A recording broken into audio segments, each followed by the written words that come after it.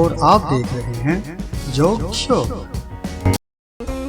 मुजरिम की अपने वकील से मुलाकात। मुजरिम अपने वकील से, वकील साहब आप पूरी कोशिश करना कि मुझे फांसी ना हो, चाहे मुझे उम्र कैद हो जाए। वकील जज के सामने पेश होता है और उसके बाद मुजरिम से मुलाकात करता है। मुजरिम: वकील साहब क्या बना मेरे केस का? वकील: भाई साहब बड़ी मुश्किल से उम्र कैद करवाई है, वरना जज साहब तो तुम्हें रिहा करने के हक में थे।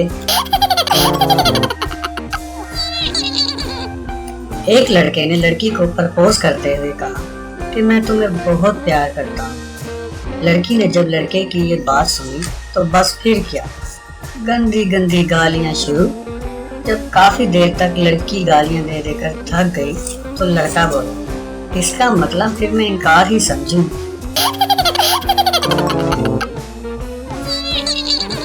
शोहर अपनी बीवी से 35 साल शादीशुदा जिंदगी में खुश होकर, यार तुमने आज पहली बार इतनी मजेदार चाय बनाई है कि बस दिल कर रहा है तुम्हारी तारीफ ही करता है।